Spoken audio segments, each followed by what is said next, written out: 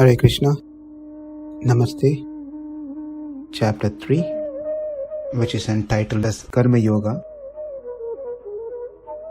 Sloka 11. Devān bhāvayatānena, te devā bhāvayantu vaha, parasparaṁ bhāvayantaḥ, śreyaḥ param avāpsyatha. So the meaning of this sloka is where the demigods, being pleased by the human beings, men, bestow the benediction that they need. By doing this way, the cooperation between the devatas, that's demigod, and the mankind, they both attain highest prosperity. This dialogue has to be understood that the Supreme Creator, Brahman, is saying this to the created being. In the previous sloka, we saw that Krishna created living entities. After creating the living entities, Krishna gives the instructions to them. This is what they need to do to lead a happy life. So that's how we have to understand these set of slokas. It is not Krishna speaking to Arjuna.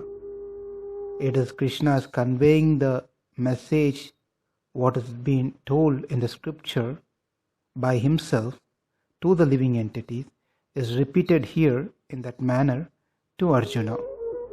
As we saw in the previous sloka, these devatas are given high post based on their past good deeds, and they've been empowered with some administrative responsibilities. Everyone has their departments like air, light, water, and so forth. So all other benedictions for maintaining the body and soul of every living entity is entrusted to these devatas. And these devatas are different parts of body of the Supreme Lord Sri Krishna. They don't function separately, they cannot function separately. They are part and parcel of Krishna. By pleasing the devatas, by doing this yajna and homa, the devatas are pleased and bestow the benediction upon to their devotees. Two important points that we should understand from this sloka, the deeper meaning, is the enjoyer of all sacrifices is Sri Krishna, not the devatas. Whatever be the works we undertake, aiming to get some benediction, and we worship toward a particular devata, indeed, Krishna is the one who is being worshipped. Whether we are aware of this or not, while performing the karma,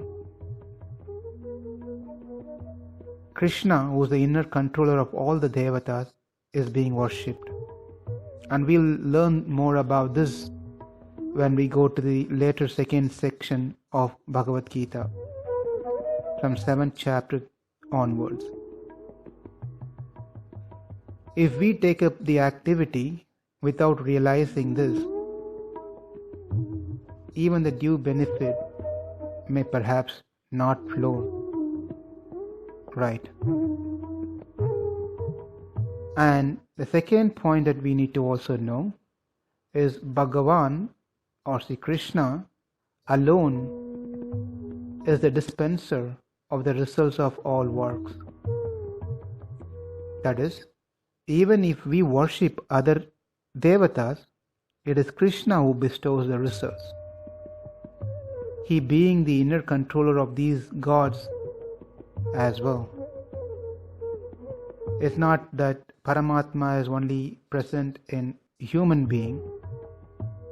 Paramatma is present in human being, in devatas, and anything and everything that we can think of.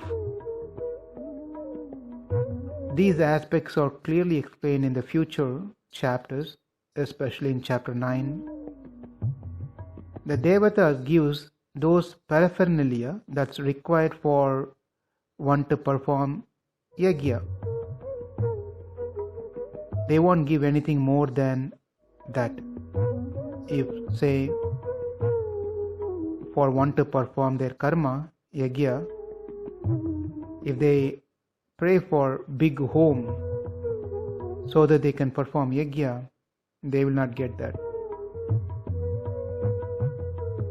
If, say, someone is saying, I want to perform my karma as per the Shastra, so I want to perform yajna, let me get an high-end model luxury car so I can drive and get whatever is needed for the yajna, so I can perform the yajna to satisfy the devatas. Well, the short answer is devatas are not going to be giving those things. They are assigned to give what is really needed for one to perform the yajna correctly. Well, the question might be asked, why can't they give something extra? Why only they give what is needed to perform one's yajna? Why can't they give more? Well, if they start giving more, deha atma abhimana, meaning we get attached to the body, not to the atma, and we get sidetracked and will not focus on self-realization, we'll start focusing on body realization. There are 4 important questions as part of this sloka that we need to also understand. Question 1. How does the yajna that Krishna is recommending makes one achieve a certain result? A wealth, gives the benediction. Second question, how does the yajna, which is short-lived, within say 30-40 minutes, everything is going to go into ashes. How is this going to give benediction for me later in my life? As yajna is finished, my life will continue. So there doesn't seem to be a connection. So the third question is, moksha is achieved through jnana, brahma jnana, God realization. Then how come these yajna, which is karma, kanda related things, how can they give moksha? It's supposed to be the brahma jnana which has to give the moksha, but how can a karma given moksha? And the last question, how can any yajna that is performed, which is usually meant for satisfying material needs, desires, how can they give moksha? For example, there's a putra kameshti yajna, which is meant to get a child. So how this is going to give moksha? Namaste. Hare Krishna.